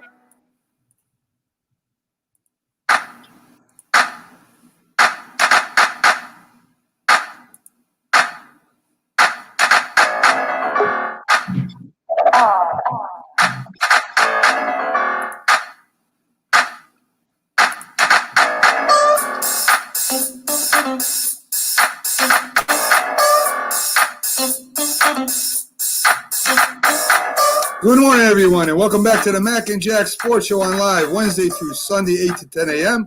I'm Mac with your co-host, Jack Hirsch. And coming up next, folks, we got a great treat for you. Can I just say one thing, Mac? Go ahead. Cut in. I just heard from Paul Melinaggi. We had a miscommunication. He was willing to come on right now, but we can't. You know, we have the great Lance Meadow coming on. So we're going to reschedule with Paul Melinaggi for next week. I just texted him back. We had a miscommunication, and he'll come on. We'll arrange a day next week. Okay, sounds great, Jack. I'm glad we'll have that former welterweight two-time champion on. Right now, though, folks, we got on coming up next one of the best broadcasters I know, and he does everything. He's working constantly, and he agrees to come on with us. I don't know why, but I'm glad he does. We'll bring out Lance Meadow, who is on Sirius also. He does a great Giants podcast or broadcast there for Mad Dog Radio, and he's on everything. ESPN, he works NCAA football. I mean, this guy is tremendous. So let's bring on Lance Meadow and see what he's got to say about the Giants free agency. I have never seen the Giants this busy before. How you doing, Lance? I'm doing very well, guys. Lance. How's everything with you? Great, Lance. I'm glad that you stopped in. I mean, I've been watching the Giants move this year, and I haven't ever seen them this busy in free agency in my life. I mean, what signings they've made. And I want to break some down with you. And I want to start off with what I think is probably the most interesting out of all of them. And it's not the biggest, but I think it's one of the most impactful. And that's picking up Kyle Rudolph at tight end, Lance. I mean, this is a guy, when healthy, is one of the best tight ends in the league. And in the red zone, he's dangerous. Yeah, he's actually the veteran of the group, Mac, that they brought in because everybody else is pretty much coming off of their rookie contract. The interesting thing, though, to note about Kyle Rudolph is they're still trying to hammer out the specifics with the contract because there may have been an issue that arose during the course of the physical. So that is not yet official. Not to say that that's not going to go through, but they still need to make sure that health-wise he checks out. But you're right. He is a big red zone target. And just think about this. The Giants only scored 25 touchdowns on the offensive side of the ball last season. They averaged under 20 points per game. So you add Kenny Galladay, you add Kyle Rudolph, you're giving Daniel Jones essentially more targets. So I think that's where a player like Kyle Rudolph fits just right in. How does this affect Evan Ingram, though? Well, I don't really think it affects Evan Ingram that bad because essentially you can utilize multiple tight ends within Jason Garrett's offense. And think about it in the Seattle game when they went on the road and they ran the ball down the throats of the Seahawks in the second half. It was because they utilized three tight ends. So I don't really think it impacts Evan Ingram's role at all. Plus, he's entering the final year of his rookie contract, and there's no guarantee they're going to re-sign him. So why not bring in other options that you can experiment and toy with? And you can't guarantee that everybody's going to play all 16 games at any position. So I have no issue when a team stockpiles at a certain spot because they can utilize multiple tight ends on the field at the same time. And also they protect themselves for the future in case they lose somebody due to injury or just they decide they don't want to bring them back in. Yeah, I mean, not only does Kyle Rudolph have great hands, but he's a very good blocker too, which means he can play almost every down too, Lance. So hopefully they get that straightened out and get him in in the stable. Receivers, I mean, you got the Speedy Ross, 4.22, who can break it. He's had some injuries, but when healthy, I mean, that quick little slant route can turn into a touchdown really fast, Lance. Yeah, that's why John Ross is attractive. But once again, he's more of a low risk, high reward type of move that the Giants made because the problem is, as much as Mac, you talk about his upside, and there's no doubt about it, he's had trouble staying on the field. So I don't know if the Giants look at him as a savior. I think they look at him as the complementary piece. And if he could stay healthy, great. You add a new dimension to the offense. But you're not going into this season thinking that John Ross is going to be the mainstay within the receiving core. I think Kenny Golladay clearly is going to have higher expectations placed on him to help the likes of Sterling Shepard and Darius Slayton. If John Ross can give him 11 or 12 games, I think that's great because he has struggled in that department. Remember, this is a player that has only played double-digit games once over the course of his rookie contract. He has struggled to stay healthy. It's been a wide variety of issues. But, yeah, when he's on the field, he has shown flashes with Cincinnati. He's shown that breakaway speed. You get him the football, and all of a sudden he can take a 6-7 yard pass and turn it into an 18 to 20-yard gain, if not more. And they need explosive playmakers. I think that was proven last season. But I don't look at him as the guy that they're banking on. I think he's the icing on the cake. If he can stay healthy, great. If not, he's a guy that we took a chance on. Unfortunately, it didn't necessarily work out. Well, I think he could be a real steal for the Giants, a first-round draft pick. Reportedly, he had difficulties with the Bengal coaching staff, and obviously Joe Judge isn't going to put up with much. But so if he buys into the Giant philosophy, he might be a real steal for them. Well, I think he wanted a change in the environment. I don't think there's any doubt about that. I don't know necessarily, though, if the reason why he had issues in Cincinnati was more because of not buying in. I think it goes back to the injuries. Listen, availability is the key aspect of having a successful NFL career. If you can't stay healthy, it doesn't matter whether you're buying into the coaching staff or not. You're just unavailable. And that's really, when I look back at the Bengals' tenure of John Ross, I look at a guy that you didn't know whether you were going to get 5 games out of him. Because if you play from 2017 to now, and you had one season where you played double-digit games, which was a season in which he played 13, I think the Bengals, every season they went into thinking, can we game plan around John Ross? How much do we get out of him? So I think that's what ultimately led to him having to part ways with the team and them not picking up his option as opposed to any other factor. So let's get to Galladay, Lance. 6'4", over 200 and something pounds. All pro, one of the best receivers in the league. This really opens up something that the Giants haven't had since probably Beckham. But he's a different receiver than Beckham. Of course, he uses his strength a lot. He runs great patterns. He's not a burner like Beckham was, but he's very, very good on one-on-ones, beating the zone. So now you have a number 1 receiver, Slayton, who I always thought was a number 2, and of course you got Shepard, who I would imagine would move to the slot where he's the best. That's what I'm thinking anyway. So Galladay says he's happy to be a Giant, and he loves what they're doing over there. Is this the year that the Daniel Jones issue gets decided? I mean, barring injury, he has more weapons with tight ends and wide receivers, running backs with Saquon coming back and Booker. And, of course, Lewis is still with him. Is this a mandate on his season? Does he have to show the Giants that he's the one that's going to take them to the promised land? Or do you give him another year? I think this is a critical year. I would agree with you, assuming everybody around him stays healthy. I think that's the million-dollar question because, remember, he had talent around him last year. Unfortunately, the bulk of the guys got hurt, specifically Saquon Barkley, and then you referenced Sterling Shepard. He goes down. very early in the season. So all of the guys you listed, if everybody's on the field, yeah, I think this is a huge year for Daniel Jones to prove that when you give him talent, when you give him an ideal environment, this is what he's able to put forth. Now, with that being said, the one thing we haven't talked about, we're talking about all the toys, okay, all the attractive items.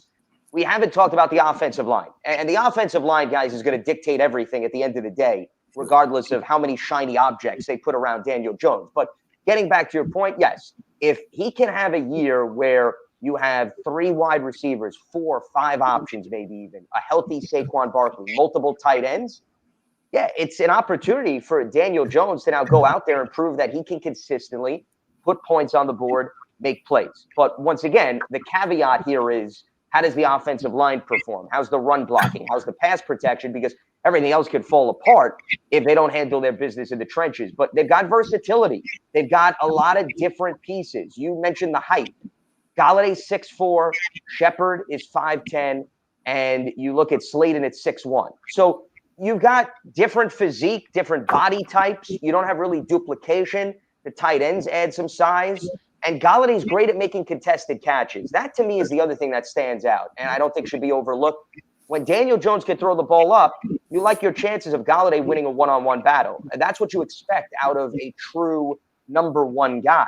He's been up there. He's been up there with the Julio Joneses. He's been up there with the Allen Robinsons. His percentage is very high, and I think that's what's been lacking since, to your point, they parted ways with Odell Beckham, where you throw the ball up and you would say, okay, hey, maybe it's not the greatest thrown ball, but somebody is going to maybe bail out and help out the quarterback. Now, in today's NFL, backup quarterbacks are more important than ever. And reportedly, the Giants wanted Colt McCoy to stay on board. They wound up signing Mike Glennon as a backup. I mean, what happened in the Colt McCoy situation? Well, I don't think necessarily anything happened. I think like anything else, you always look to see whether or not you can improve that position. As you mentioned, Jack, right? It is, to me, one of the most overlooked positions in the NFL. Look at how many guys got hurt last season. Look at how many starting quarterbacks got hurt the previous year. If you bring in your backup quarterback, he starts 3 to 4 games. That's the difference between missing and making the playoffs. So I don't think that position should be dismissed. I don't think necessarily it's a reflection of things fell apart with Colt McCoy or they didn't like what they've seen. Remember, McCoy was the one that I referenced. He started that Seattle game when Daniel Jones didn't play. They wound up winning that game. They pounded the ball on the ground. That was a big reason why they won. But he held his own. Was he electric? Not necessarily. Is he a game changer? I wouldn't necessarily classify him that way. But I think he does the things that you want out of a backup. Runs the offense, makes good decisions, keeps you within the game. Mike Glennon really has a similar MO. He makes good decisions. His touchdown to interception ratio is not bad. But there's a reason why also Mike Glennon has been with a variety of teams and hasn't necessarily secured the starting job. So when we weigh Colt McCoy versus Mike Glennon, I don't think anybody should be losing sleep, Jack, over, oh my God, they gave up on the next greatest thing since Swiss cheese. No disrespect to any of those guys. I really put them in the same ballpark.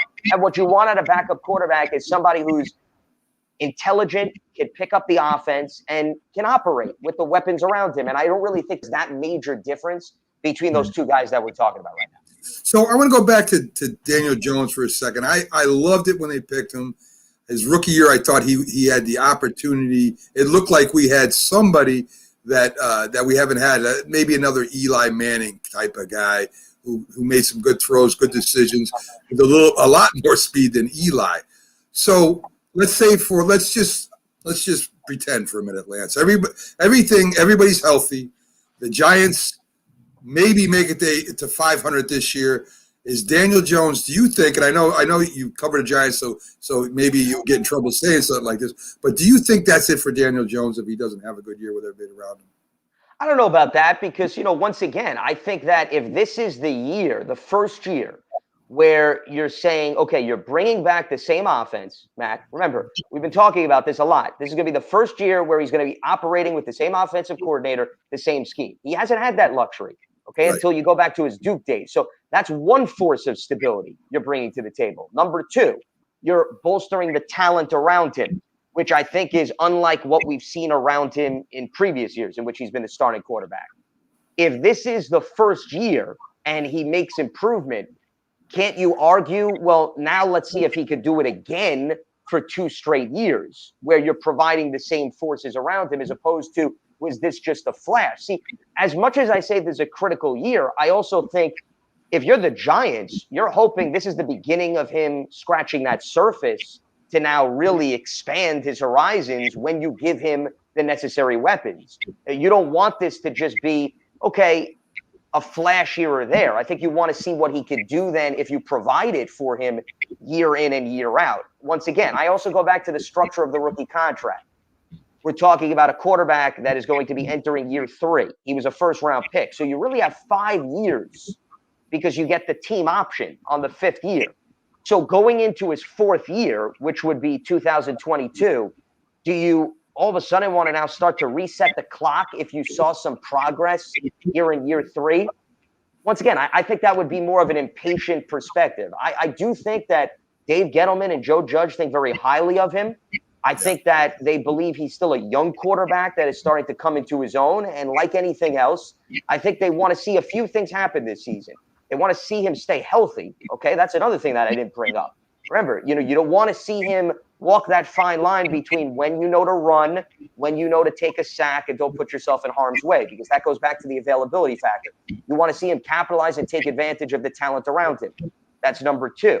And number 3, I think you want to see consistency game in and game out, meaning you don't want to see a game where he throws 3 touchdowns and no interceptions, and then you want to see the next game he comes back and he's got maybe 1 rushing touchdown but no passing touchdown, because that obviously is a reflection of how the entire offense is going to move forward. So, no, I don't think that this is necessarily in the minds of the Giants or make or break year in terms of we've got to decide whether or not we're going to move forward with Daniel Jones or we're going to go elsewhere. Now, if they're not pleased, could they bring in some competition, Mac, to answer your question? I don't think that's crazy. But this, to me, is not the end of 2021. We decide to either keep him or get rid of him. I don't think that type of pressure is on the organization where they have to make that decision. Okay, so you mentioned the offensive line. They re-signed Slater, right? They re-signed him back to another contract. Nate Solder, you're talking about. Yeah. Soldier. They re-signed him back. He took the COVID year off. Talking about children, he does have a son that is more susceptible than other people to that disease. I don't blame him at all for that. Do you think he competes with the rookies for the tackle slot, or do you think they're going to go forward and leave him as a veteran? That's going to play here and there, maybe as a backup, or do you think he's really going to compete against Thomas or maybe Pert? Lance? I think Andrew Thomas is the guy that you probably want to leave where he's at, given the fact that he showed progress in the second half of the season. And if that's going to be your anchor moving forward, I don't think it's necessarily the best thing to start toying with the left tackle. So if there's anybody that Solder's going to compete, Mac, if you were to ask me, I would say it'd be Matt Peart. And the reason being is, unlike Andrew Thomas, who played over 90% of the snaps last season, he was on the field more often than not. Matt Peart only played 15% of the offensive snaps. So as much as everybody talks about, it was nice to see some of the young guys get on the field, Peart was on the bottom. He played the least amount of offensive snaps amongst the offensive linemen that were put out there more often than not. So if anything, you still really don't know what you have out of Matt Peart. So, yeah, I think Solder competes with him for the starting job. And then worst case scenario, you need a reliable swing tackle in the NFL. You need somebody who you're going to bring in as your 6th offensive lineman. You also need somebody who can step in if, God forbid, somebody gets hurt. And I think Solder's the perfect fit. Why? He played right tackle when he was a rookie at New England. And clearly since then he's moved over to the left side. So you have somebody that has versatility, has some flexibility. Also remember, Joe Judge, as well as the entire coaching staff, if they've shown anything last season, which was a little peculiar because I haven't seen this implemented, they've rotated their offensive linemen. They don't bring in a starter, right? And they say, all right, you're going to play every snap at left guard. You may come out for a series. So even if we were to say going into week 1, Andrew Thomas is your left tackle, Matt Peart your right tackle, that doesn't mean that Peart is going to be out there for the entire game. They would probably find ways to put Nate Solder out there, which is unusual because you really don't see that implemented across the league. But I think going into the season, Solder's probably going to compete with Matt Peart for a starting job more so than Andrew Thomas. Saquon Barkley coming off the injury, is he going to be used as a weapon the way he was before? Are they going to change the offensive scheme a little bit in regards to him? He better, Jack. He better be used as a weapon, okay? I mean, if he's not, there's problems in paradise, okay? So before you start counting everything that you have on paper, you better take a step back if you don't think he's going to be utilized that way. Well, is he expected to, at what point is he expected to be 100%? Well, he tore his ACL in the second game of the season. Yeah. So it's not as if he suffered that injury 10 games in. I think he's ahead of the curve because he essentially missed an entire season. Are they going to throw him to the wolves immediately? No, I wouldn't go that far. But I think that the expectation is, Jack, by the time training camp starts, you expect him to be out there as a full participant. Remember, we don't know what the spring's going to look like. And if Saquon can't take part in a few OTAs or they don't want to overdo it, that's not the end of the world. Remember, he knows this offense. He spent all of last season learning Jason Garrett's offense. It's more of you want him to get back on the field, get acclimated to some of the new weapons, work with Daniel Jones, and you could do that right when training camp starts. Yeah. So I think the expectation is he comes back, he takes over. Remember, Wayne Goldman's a free agent. A lot of these other guys who they had on the roster are free agents. I know they brought in Devontae Booker, but with Saquon Barkley, and you used, to me, the ideal word to describe him. People want to categorize. He's not a running back. He's a weapon, okay? Because of the way they utilize him, they implement him into many different facets of the game. You want to bring him back. You want to give him 25 touches or so a game. You want to keep the defense guessing. If you are so protective of him because you're worried that he's going to re-injure the knee, then there's no point even putting him on the field. If he's healthy, you put him back on the field, you play him as you anticipated, and you don't even hesitate or think twice. Yeah. So let's get to the defensive side of the ball, Lance. I mean, some more big signings. Adoree Jackson. I mean, that's from what I'm looking at, that's their second cornerback. You got Bradbury, you got him, you got Peppers, you've got Logan. You've got 4 solid defensive backs now.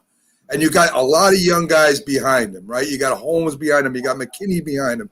I mean, we're very deep now at one of their weakest positions a couple of years ago. Yeah, and I think that was one of the things that they set out to improve even before the draft, to your point. Remember, last season, you had James Bradbury on one side, and it was a revolving door on the other side.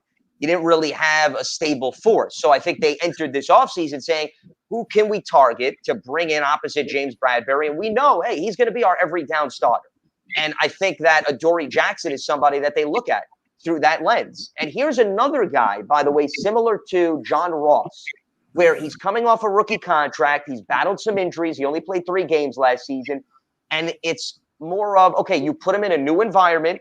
He also played with Logan Ryan in Tennessee, so there's comfort with some of the personnel. And maybe this is a guy that can, really come into his own and explode after, not necessarily that he wasn't showing flashes in Tennessee, but, he was in and out of the lineup a little bit in recent history. So, there is some risk involved in that, but there could be an extreme high reward if he stays on the field. And he's one of those sticky corners. He's not necessarily the top corner in the NFL. Okay, let's not put those expectations on him, but I think he's somebody that's respectable, that if you feel you want to line him up one-on-one with a wide receiver, I think he can handle that. You want to play him on the inside, he's got about 200 snaps where they've utilized him on the inside. And if you want to play him in zone, I think he's comfortable doing that. And here's the thing that I've brought up in the wake of the signing.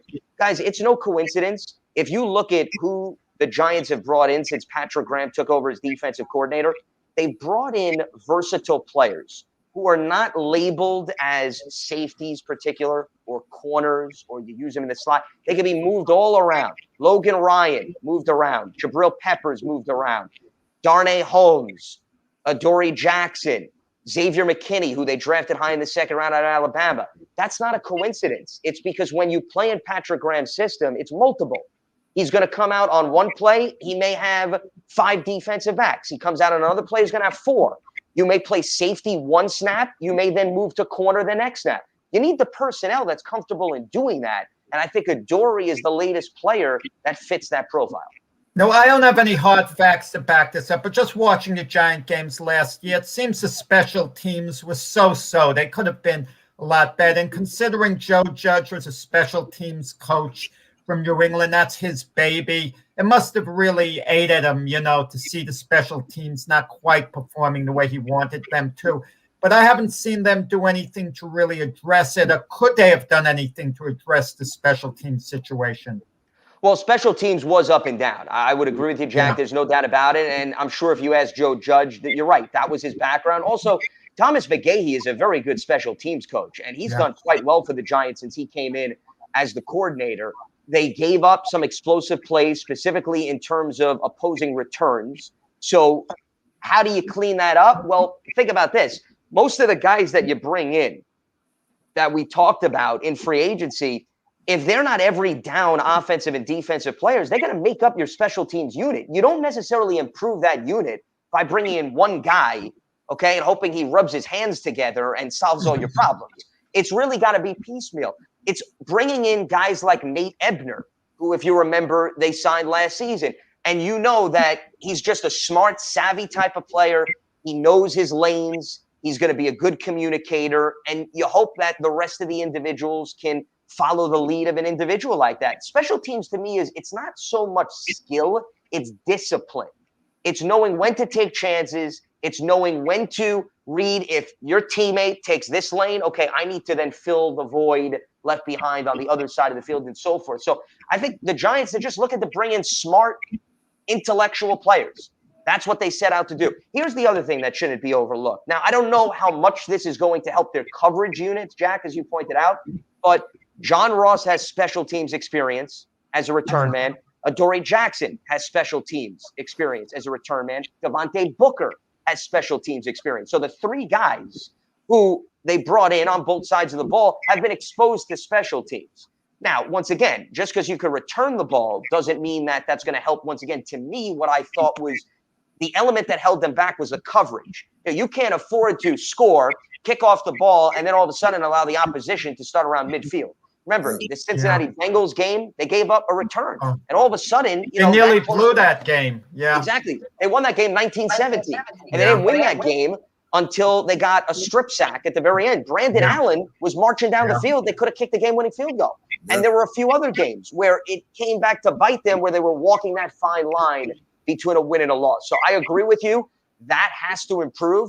But I don't think they said to themselves, we're going to bring in one guy that we're going to target, and he's going to make it all right. You hope some of the veterans they brought in who have some exposure to special teams can, as a group, shore up some of those issues. So at the linebacker, too, was interesting. They signed Reggie Ragland from Detroit. He's a very good linebacker. I don't think he's a top tier, all pro, but he's very smart. He's very tough. And he'll be really, he'll be fit in there at the middle linebacker, at the other middle linebacker spot, I think, really well for him. Some more experience again, Lance. We had the young linebackers, that we had in there last year, rotating in and out. I think this will shore up the middle a lot more, even though the middle linebacker spot was pretty good, despite the injury. But I think this adds a little bit more experience, a little bit more toughness in the middle, Lance. Well, Ragland's an Alabama guy, too, so I don't think that's a coincidence considering Joe Judge's ties to Nick Saban. I guarantee you they got a scouting report from the head college coach in addition to watching his film. Remember, here's the other thing to note, which is interesting about Reggie Ragland and Kenny Golladay, because you mentioned Ragland comes over from Detroit, so does Golladay. They added a gentleman by the name of Kyle O'Brien this offseason, who's a senior personnel executive. He came from the Lions front office. I also, once again, I use the term coincidence because I don't think that's a coincidence that, you're bringing in some former Detroit players. You just had an executive who was there. Well, who saw these guys up close and personal? It was Kyle O'Brien, as well as Matt Patricia, who was the previous Lions coach who worked with Joe Judge in New England.